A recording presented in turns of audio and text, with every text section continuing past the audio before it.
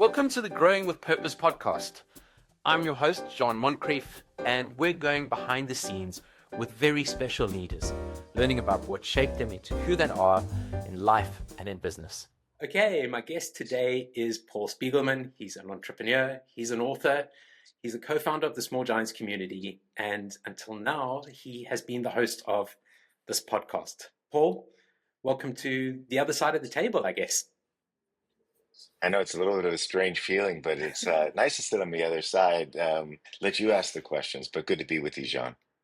So we're going through this transition, and it's fabulous to have you on. And I'm so excited about the road ahead. I thought, there's probably folks in the community who've maybe wondered a little bit about you, but let's start with what you're up to at the moment with Kintsugi and how things are going with Kintsugi and where you folks are at. I saw October, there's a launch party. Am I right? Yeah, well, it's a very busy time. Thank you for asking. And yes, I've transitioned into this new project called the Kintsugi Village. Hems and I started a new nonprofit, and what we decided to do was to see whether there would be opportunity to take everything that we had done in the business world around creating community, specifically in the Small Giants community, and bring that to a local community here in Detroit. And we were ready for something new, something different. And so this has been a couple years brewing and ideas, and you know how these things go. And Yeah. but once we got our mind to it and decided what we want to do, we've been moving very quickly, and that's certainly what everybody keeps telling us. And so we're essentially building a community hub in a neighborhood in Detroit to try to help multiple stakeholders, children, families, keep people in Detroit. And this morphed into a vision that developed over a number of months. Kintsugi, as a term, is the old Japanese art of repairing broken pottery with gold in the cracks. Your Yeah. viewers may be familiar with that, making the resulting piece more beautiful than it was before.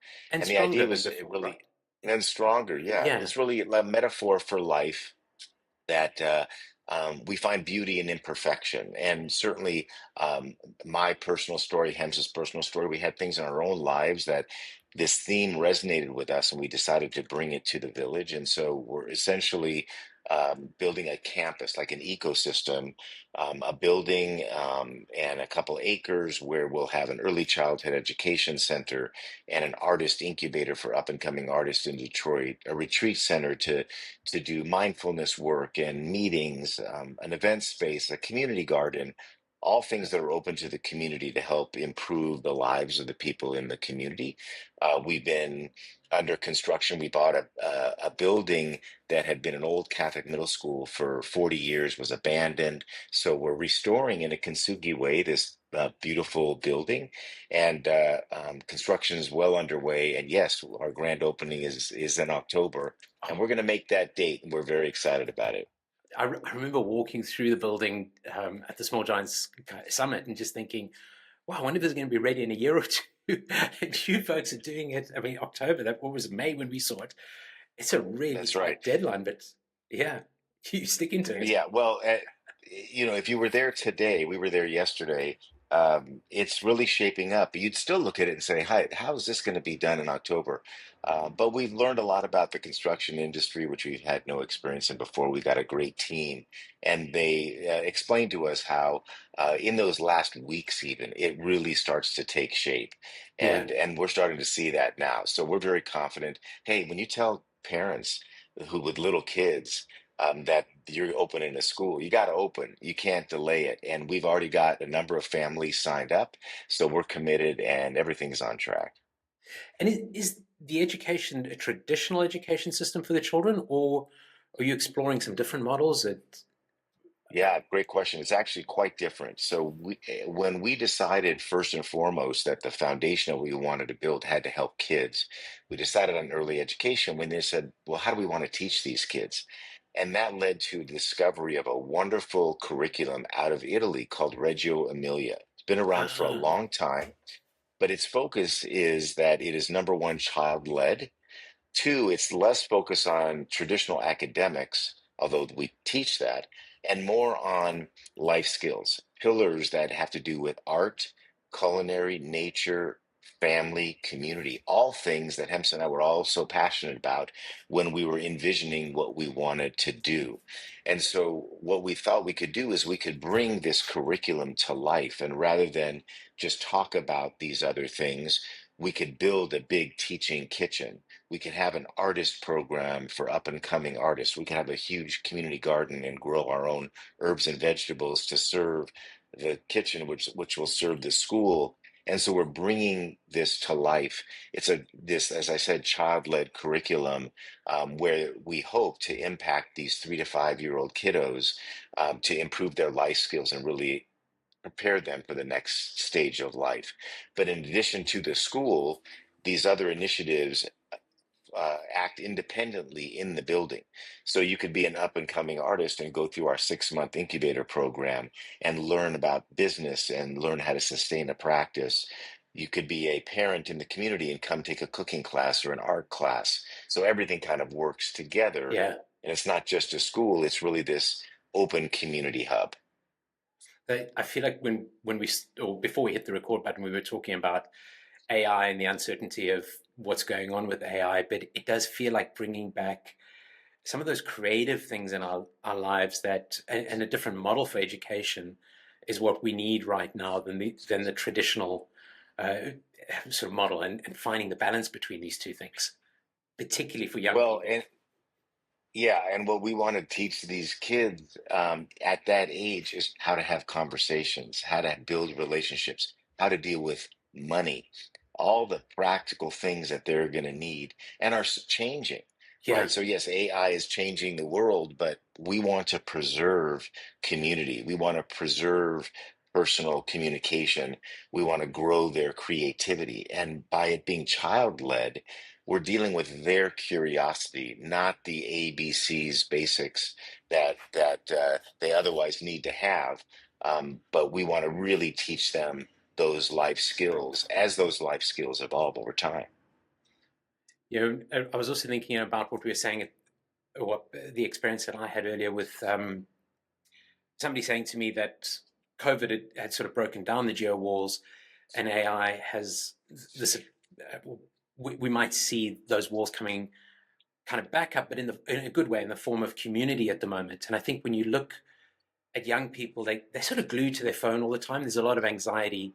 The communication skills aren't quite there. And we could go one of two ways. We could either go down that route, or we're helping these young people, and as you sort of talk about young artists and parents and older folks in the community to communicate better. It just feels like it's so important right now. Even the work we're doing with the community as we prepare to open, we've been having these monthly meetings and we bring in the neighborhood and we ask their input. And what we've seen is just the simple gathering of people who are neighbors and don't even know their neighbors, and watching Yeah, them interact and talk and get to know each other. Young families building relationships. We gives tours of the building for a variety of different people every couple of days. And the first thing that we do at the beginning is we say, hey, let's just go around the room here. Let's all introduce ourselves. And there's people from all walks of life, and then they look at each other and go, oh, wow, I didn't know you did that. And hey, we should follow up afterwards. And so, again, preserving the importance of relationship building is something that is so important to us, was so critical in the business world as we navigated that. As you know, it's yeah, everything in the small giants community. And so, as the world changes with AI, and I'm the last one that could be an expert in what's going on there, um, we want to preserve our ability to communicate with each other, talk, and build these great relationships. yeah. So important. So I love what you're doing at the moment, but I guess a lot of people also, the listeners, people in the small giants community, sort of wonder about the transition and why the move had why passing the torch. What happened and what was going on there? Yeah. Well, I think it's something that's been brewing for a while. I think, I've been around a long time, so I've had a number of transitions in my life, and I think that there always comes a time when we're ready for a change, and whether that is our own a search for purpose or something new, whether it's our skills and ability to take an organization to the next stage, whether it's our own ability to understand and have humility around where we can have impact. Yeah. And those are all things that go into these kinds of decisions. But it was really a couple years ago when I started to think about um, maybe making a change. And I think it was really in partnership with Hemsa and her feeling like she had kind of done what she could do to get the Small Giants community to where it is. And, all of us that are driven personalities, we kind of want new challenges. We want something more. And I think I was ready to take on something new as well. I had also gone through a tough time personally, as many people know. So I know that went into it. And what I firmly believe is that the Small Giants community is has so much potential to grow and to scale. And I didn't want to hold it back from that potential by focusing on how I might want to grow it or how I might want to scale it. And, it's been 15 years since Bo and I originally started the community. Very proud of the impact we've made, super proud of the relationships that have been built amongst all of the members. But I do feel and did that it was ready for some new blood to take this and move it to the next level without my influence, meaning, let's honor the book. Let's honor Yeah. Bo. Let's honor the values that Small Giants was based on. But the rest of it can be changed. How you scale and grow an organization like this. And certainly in my career, at my stage in life, there are certain things that I was willing to do, certain things that maybe I was less flexible on because of where I am. And when that's not necessarily fair to the organization. And Yeah. so when I made that decision that it was time, including the fact that this Kintsugi project was, starting to take a lot of time, I said, okay, now I want to pass the torch. I think the organization is in good shape. There's no doubt that there are many, many companies out there who haven't even heard of Small Yeah. Giants yet, that when they do will resonate, will become involved. And I think that's the opportunity to grow the community because the principles are more important now than ever. And what was something, even when Bo wrote the book, that was philosophies that had not been really done in many cases have become more standard. We still have a long way to go, but this idea of culture, engagement, purpose, values driven business is much more popular now. And Yeah. so the time is right for the community to grow, and in whatever way new leadership wants to allow it to grow.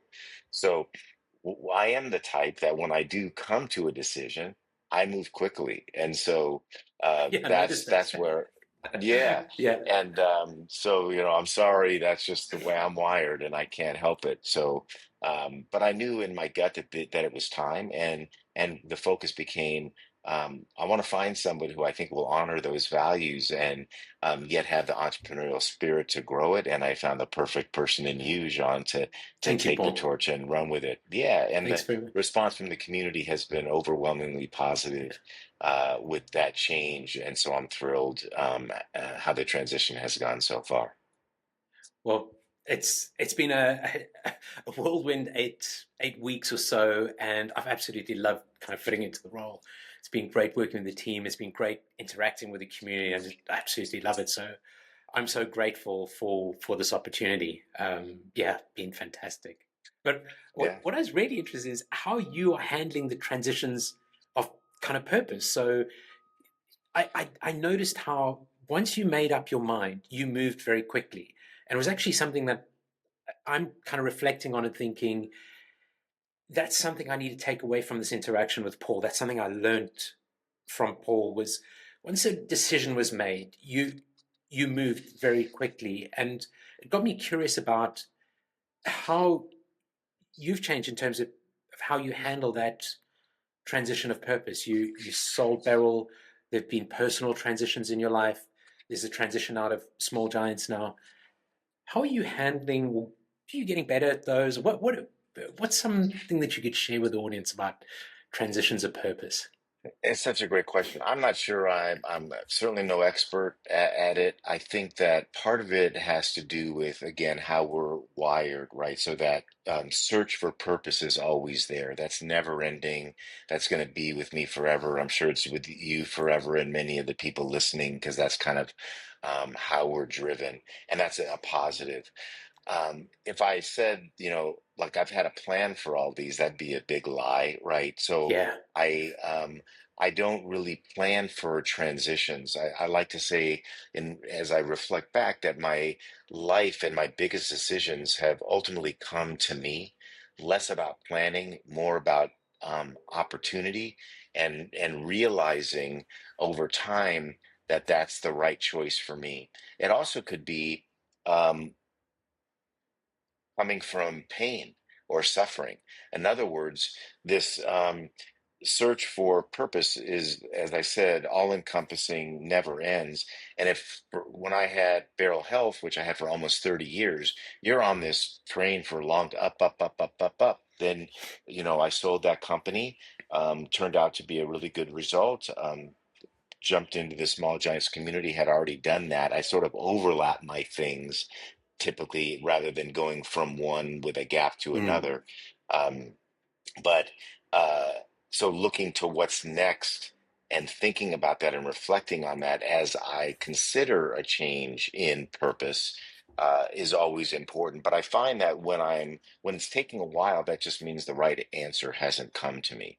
But when the right answer presents itself and I feel it, that's when I move quickly to a fault. When I make that decision, I just move and because again, um, I'm just wired to move quickly in the things I'm driven to do and to try to accomplish or be successful at or have an impact with. So um, I don't think it's very planful. I think, it may seem that like this transition with small giants happened very quickly, and the practical side did once I made the decision to move. But the lead up to that certainly took a long time. And I think there were times in my life when particularly post selling my company, my primary company, Beryl Health, that my purpose felt like it dipped yeah, and I needed something more. And I think that others that have been in a similar situation will resonate with that, that no matter what result we have or how much money we make or any of that, like we still need that drive. We still need something more and we want to have impact. And so there have been times when I could feel it emotionally that like, okay, it's time to do something different. And then when you start that new thing like you're doing now and I'm doing now, you have this bundle of energy that, in my case, I haven't felt in a long time. yeah. Mate, it's such an interesting question. Like, how do we keep fueling that energy as well? Because it is that amazing energy when you start something. You feel like you haven't had it for such a long time. But how do you keep stoking that fire and keeping that energy up? Is yeah, Yeah, it is a great question. Some days nowadays I'm thinking like, wow, I should really be slowing down because, I'm in a startup and, we're doing a lot in a very short amount of time. But again, I go back to these days when I'm meeting new people. Um, I'm experiencing this vibe of this wonderful community and building new relationships that are really important. And as I continue to get older and experience that part of life, just uh, that building those relationships is what it's all about ultimately, and it makes us feel good. So it makes me want to even do it more. yeah. I love how it is those when you find those kind of things that energize you, like spending time with that community, engaging with people in the community, sort of feeling the culture of that community. That gives you that energy. I think as I've got older, I've felt like I've kind of leaned more toward being the introvert.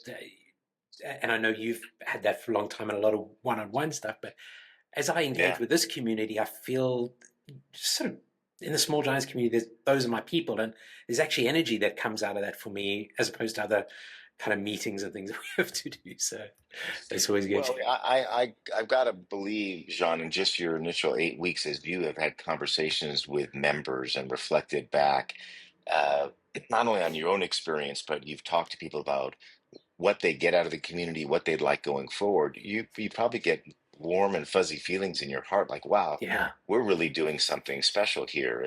And and what better feeling can you have in terms of, especially on the professional side than that, right? You have your family, you have, we're all doing this together. But we, even with Kintsugi, just the other day, we got a text. I got a text from our neighbor. So on our campus, there's actually one home, a guy from Malta that has been living in this one home for 60 years.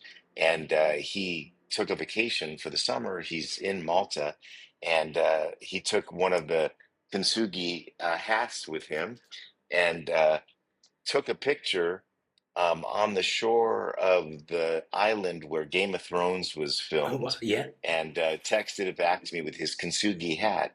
And or we run into a guy last week who comes to the property to talk about building something for our community garden. He says, "You know what? I went to school here. wow, I went to middle school here years ago," and he talks about that experience. And so it's just really heartwarming just to see how people gather around common interests, gather around community, and we're doing it on the ground to help this local neighborhood. And the idea that it's no different in business, right? yeah, By creating community and by creating an organization that allows us to share and grow together, which was the original idea behind Small Giants. I had that same, you know, uh, introverted personality, still do, that you have. And I just thought, okay, well, if I could find other people that feel the same about business and life that I do, that's who I want to hang out with. yeah, And that's and where why the community was born. And that's a very comfortable place to be when you can be with peers that are fighting the same fights that you're fighting. yeah, and that's where the energy comes from. It keeps kind of stoking it and keeping it alive, I guess. And that's that at least for 15 years. Well, there's no lack of challenges, right? Yeah, So, like you said, whether it's COVID or the craziness going on in the world today or AI coming, I mean, we're always going to have new things and challenges. And as entrepreneurs, many of us, I mean, I didn't go to business school. I didn't, I had no experience before I started my business. But now, 40 years in, I've seen a few things. So, um, that doesn't mean I have any idea what's coming next. yeah, If the first thing I'm going to do when I have uncertain times is I'm going to reach out to people that I trust, and that's where community comes from. and it gets me thinking about. I think something that clicked for me in the past 8 weeks was how you'd position Small Giants and the next generation of leaders and emerging leaders, and why that's so important right now. The conversations I've had with those leaders who've been able to move into CEO roles, or some folks who've put themselves through the Small Giants Leadership Academy, who are paying for it themselves to go through that, and comparing it to doing an MBA. But I think it took this period of really understanding that what you'd created. So initially, Small Giants was about bringing like-hearted people together with the same values. And then you created the Small Giants Leadership Academy, which is taking this next generation and growing them into leaders. And I think something clicked for me, particularly with, I suppose, things like silver tsunamis and all those things going on at the moment. There are a lack of really great leaders out there who can build small giants like companies. And I think I finally got to appreciate that. That evening we were sitting in Detroit having a drink together with Mm, HAMSA. mm. So yeah, Yeah.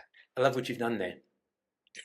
Well, I think that it's something that we realized now, maybe 7, 8 years ago, soon after Hemza had come on board, that we always want to grow the community of founders, CEOs, bring more and more into this philosophy, or gather those that have it but don't know that we exist. But I've always been focused on sustainability of these practices in business. That's the true measure of success. And look, as CEOs or founders, we're going to transition out at some point. And if we don't train the next generation, then these practices are at risk of falling out and not continuing. And then I Yeah, think everything we've worked for will could be looked at as a failure, right? So in business, we're always looking for ROI. And there's good financial ROI in many of the things that companies do, but we have to have an ROI in terms of the impact we're having on our employees and our communities and our customers. And that's going to come from this type of leadership sustaining over a period of time. And that's what led to the development of the Leadership Academy. I'm still a participant in the sounding board program, right? So just this week, one of my mentees, who's a founder CEO, asked me if I'd be open to interviewing his next generation of leaders because he wanted to get their take on the business and his leadership. And mm. first of all, wow, very Wow, open, yeah, genuine, and authentic uh, and willing thing that he did.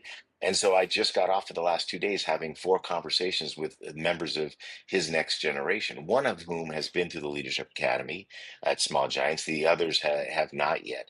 But what I saw and witnessed, what just felt so good, was one, the CEO founder, a commitment to building a culture, a people focused strategy in an industry that's not known for that. Two, I saw these next generation leaders that were hungry for the kind of tools that they could use, very practical tools to live these purpose and values philosophies on a day-to-day basis. And as hard working as they are, as skilled as they are in those various areas, they lack those tools. And so the opportunity to to give that to them is really a gift for us. And that CEO founder doesn't have the tools himself to yeah. do that on an ongoing basis. And so whether it's Small Giants or other emerging tools that are out there, other organizations that support these types of philosophies, doesn't really matter. But it reinforced my belief that concentrating on the next gen and giving them what they so much desire and are grateful to receive is a great place to focus. Yeah, and I think I mean, I guess it's always just kind of been there, but it really woke up to the importance of focusing on that next generation now. Going back to something you said a moment ago, the sort of ROI and the impact of our employees. How do we try and measure this with folks who we're putting through these programs, and how do we look at, or how have you thought about that? I'm curious in your thoughts, Paul, on how you measure Yeah, that. well, I think, sure. Well, I mean, I was kind of wired this way from the start, meaning in terms of like focusing on culture wasn't anything I did by design.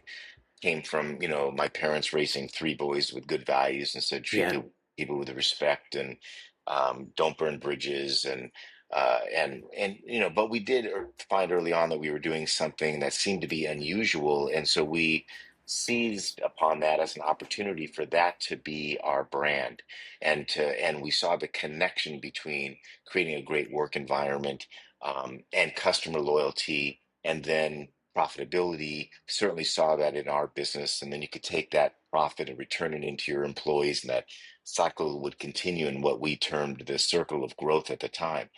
I also wasn't too naive to believe that there would be challenges to that philosophy, that some would say, well, what is the ROI of doing business that way? And so I looked always for tools to try to measure that, and whether that's employee engagement, surveys and scores, or whether it's customer loyalty, whether it's actual financials and measuring how your financials are changing, your profitability is changing over time. I think it's important to do those kinds of things. When I sold Beryl Health to a large public company in healthcare and became chief uh, culture officer of Stericycle for 5 years, public company, I mean, that board was all over me to show an ROI. And so Yeah. I did look to measure those things. All that said, if you ask me the impact of culture, I would say it's in the storytelling and Yeah. uh, meaning for me personally. Sure, I think there's enough data now to show that there's a financial ROI, which is why companies are jumping on board more with this philosophy, even larger companies.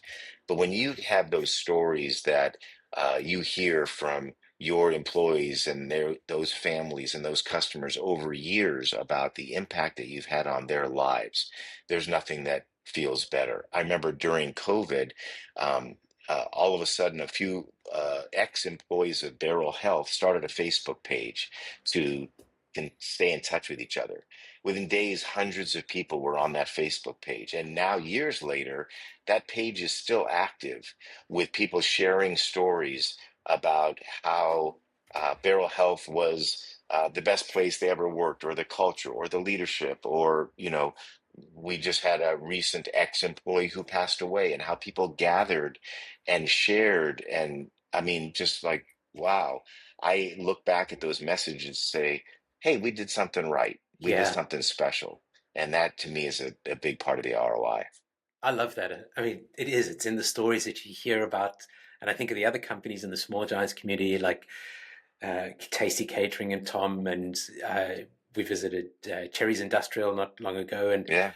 the story about somebody who had been very instrumental in creating the culture of the business and had passed away during the COVID time, but how they told that story, and you could feel the emotion in the room. Yeah. And you're right. I think that's a perfect way of putting it. It lives in the stories that come out of those businesses, the beautiful stories, not the sort of negative stories that you sometimes hear. So, yeah, Yeah, but there is a connection between those stories and the fact that that creates connection, that creates loyalty, that creates hard work.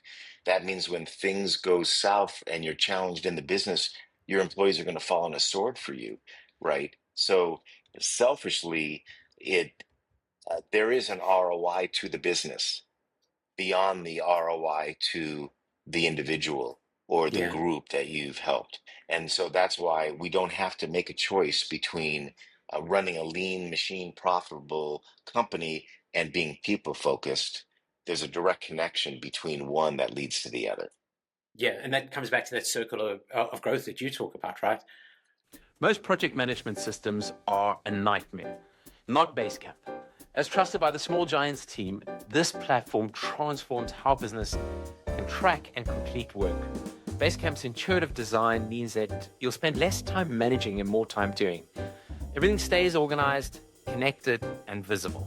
No more hunting for files or lost conversations. So get your free account at basecamp.com/smallgiants and start revolutionizing the way that you work. I know you alluded to this a little bit a moment ago, but your what shaped you as a leader over the years? And I know you talk about your parents and how you've carried many of those things along with you. But what are some of the things that have shaped you over the younger years and made you who you Yeah. are today? Yeah, well, I definitely think it's my parents, right? I'm going to be going out in 2 weeks, and my mom passed away a couple years ago from Alzheimer's. My dad is going to celebrate his 98th birthday in 98. two Wow. weeks in September. And if I tell you he's my hero, that's an understatement. But let me tell you how he spends his days now. He loves life still. He's in his home. He spends 5 to 6 hours a day reading. And while he's reading, he's blasting classical music in the background and, eating good food. And he's got caregivers there supporting him. Yeah. Um, but, and he exercises every day, right? And when I call him at night and he'll tell me, yep, I had a good workout today, read my book. then he listens to the news. He turns on the news. But um, when the commercial comes on, he mutes the TV and reads a couple more pages of his book. And so he's always learning. He's engaged. He loves uh, learning about history. He loves talking about politics. He just loves life. And I remember, he was a lawyer for 50 years. He played tennis till he was 85 years old. He and my mom had this incredible life, traveling the world, and they were together 76 years. And so I just have a wonderful example of people with good values. They raised us, I had a fairly normal childhood in Los Angeles. Um, I certainly was shaped by those values that they raised us with. My life didn't come without pain, suffering, and I started my business with my two brothers. I lost my younger brother Barry, my best Yeah. friend, at 43 years old back in 2005. So look, life comes with these challenges along the way, but I always go back to that story that was told to me when my brother passed away. That he had this person that came up to me at his funeral, and he said, "Hi, Paul. I was Barry's cycling coach, and Barry loved to ride bikes."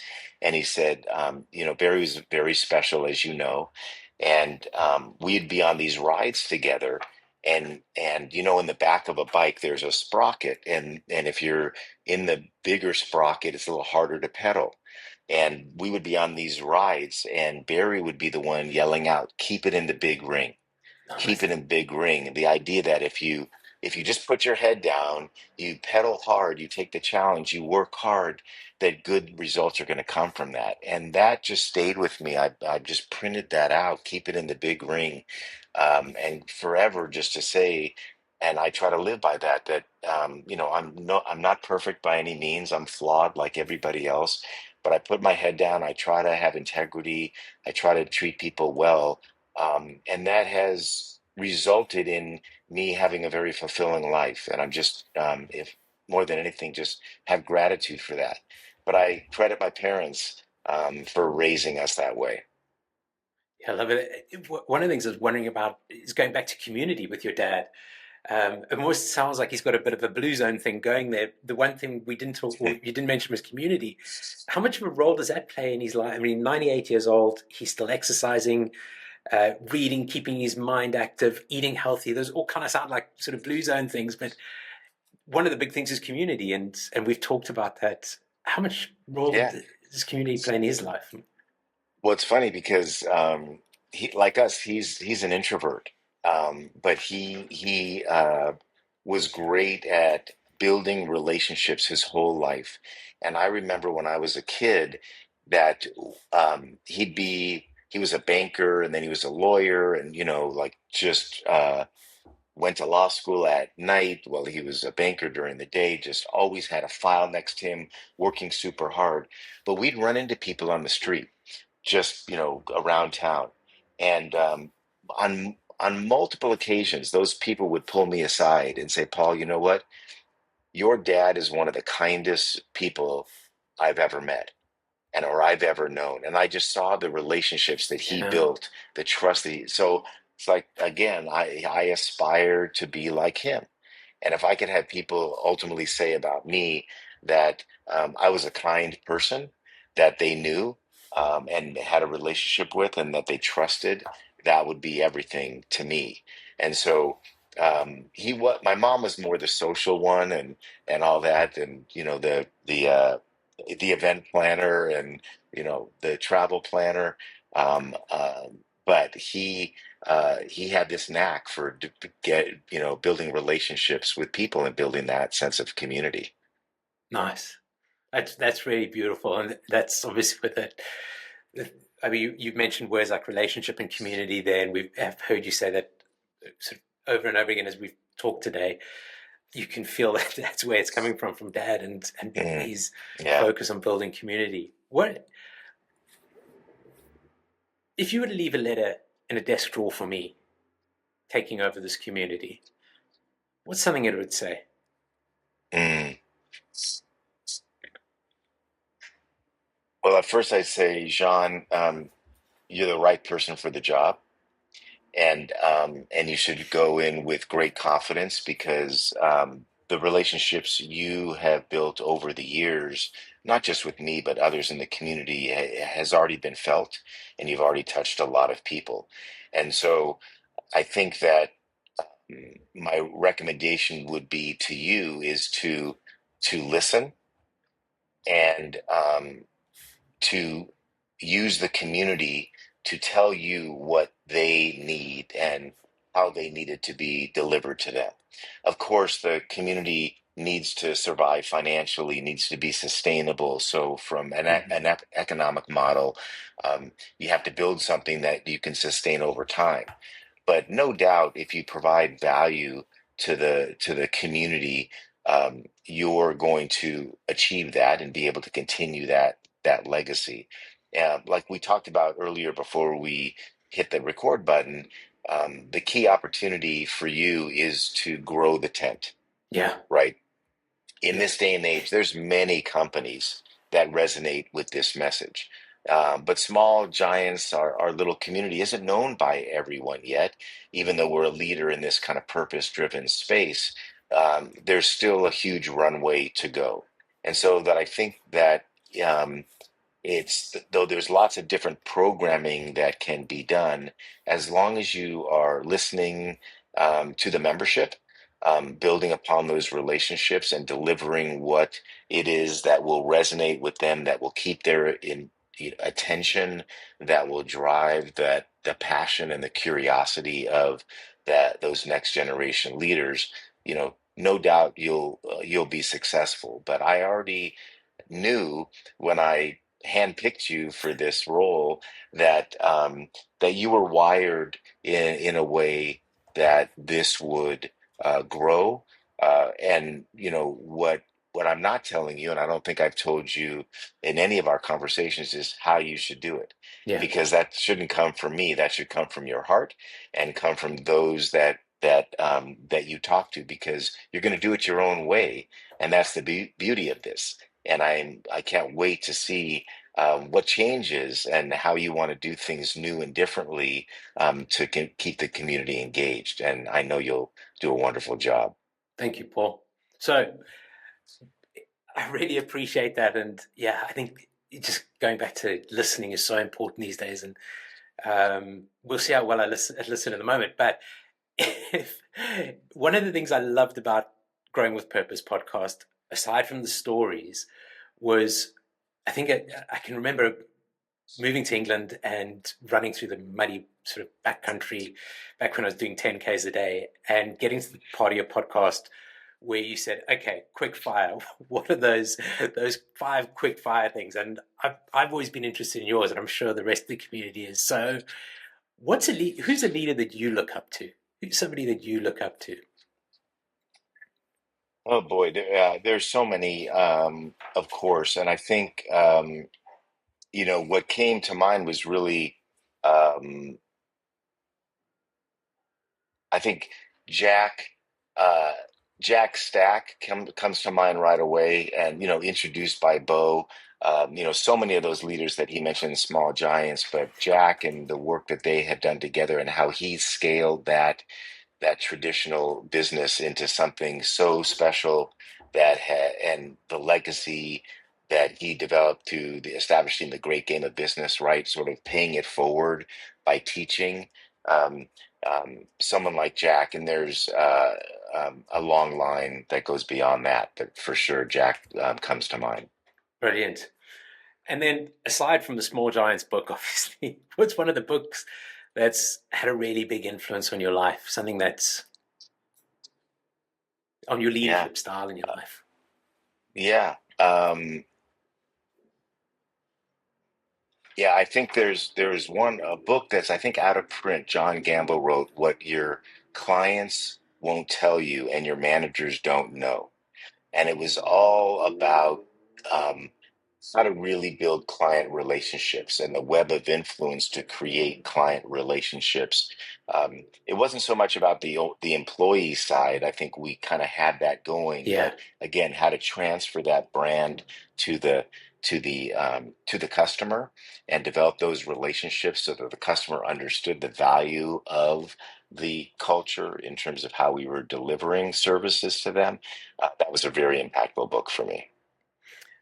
Yeah, and I guess you guys had the whole sort of employee side really well, working really well. I remember the stories, I guess, about it was an old warehouse, if I remember, from Walmart that you turned into your call center. But the visit we did to Beryl, I felt like one of the things that sticks in my mind was that a lot of the people who worked there were single moms, and you almost did kind of trick or treat events for them because the area wasn't that safe. But you that deep care about the employees, when you say you kind of already thought or were already dealing with that was very evident. It was something I always admired about what you folks are doing. Yeah, Yeah, I mean, we had a very, kind of blue collar workforce, like you said, lots of single moms, yeah, and it's a call center environment, right? It's not known for being a place where employee engagement thrives, right? You look at most that would look at like boiler room operations, and very simply, we just felt like if we could care about our employees in the totality of their lives, um, that was going to drive the business, and that's all we did. And there was nothing sophisticated about it. Just small things to show that we cared about them, to treat them well, to create an environment in which they come into work every day and feel valued. yeah, And a long list of small things we did over the years to to get make that. them. Yeah. So, what's Yeah. an all-time favorite movie? Something you really love? Okay, you're really throwing these back at me. All right, so all-time favorite movie, I think has to be Swingers. I've never Okay, so seen it. this was in the 90s, with Vince Vaughn and John Favreau, Yeah. like this coming of age where these actors had moved from New York to LA to survive in LA, and I was from LA, so I resonated not only with the environment and their stories, but just even with the main characters, like so kind of a crazy favorite. I mean, I love lots of other movies, but that one I just keep going back to, and it's kind of a cult classic now. Okay, I've got to see the two great actors as You got to well, check and it out. Yeah. really Oh, young. yeah. So brilliant. And I'm throwing back at back at you every time I've listened. I've thought, I wonder what Paul's ones are. So, what are you binge watching on TV in terms of a TV series at the moment, or something that you found yourself stuck to watching? Yeah. Well, I'm kind of running out of a really good show. I could use a new one to watch. But right now I'm watching the Billy Joel documentary, which is actually really good. Cool. Multi-part Yeah. series. And but I feel like my favorite binge watch series of all time is The Wire, from HBO. So that's an incredible series Three. that one of the few that I've watched multiple times, the whole 5 seasons. But but I'm looking for a good one. If you have any suggestions. I never pictured you as somebody who'd watched something multiple times. Yeah, It's yeah, yeah. It's rare, but that's one. I mean, I think one of my all-time favorites has always been Dexter, and I think Yeah, you that's a had great one. what's his name on not long ago, Zach Mercurio, and I think he was Hmm. also big on Dexter as well. But you've probably seen that already. I That's a good haven't. one. Yeah, Yeah, it feels like we haven't had something really good in a while, and that's yeah, worth it, sitting it down and does. binge watching. So, and, I mean, the final question is what's something that most of us don't know about you that um, not many people know Well, about you? yeah, well, I mean, I hope to be kind of an open book and transparent. I think that's something that comes with being a small giant, is that we're pretty genuine and authentic. I think uh, one thing maybe from the past that many people might know is I've been in jail. I So didn't know that. um, yeah, so back in college when I was pledging my fraternity and we had to go on a scavenger hunt, and one of the things we had to get was the street sign in this neighborhood and take it down. And so I was the getaway driver, and the my pledge mates got the street sign down, got in the car, and as we were driving up the block, like five police cars, converged on us, and we ended up spending a night in jail. And uh,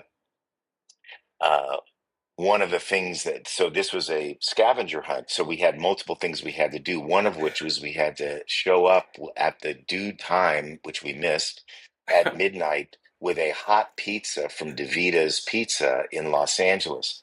So when we had one call from the jail, we called DeVita's Pizza and had them deliver the pizza at 12 to the fraternity house. And so we were kind of heroes for that, even though we did spend the night in jail. So maybe that's a story that some people don't know. And at the time you were in law school, right? Yeah, this is college. College, this is college. Okay. Yeah.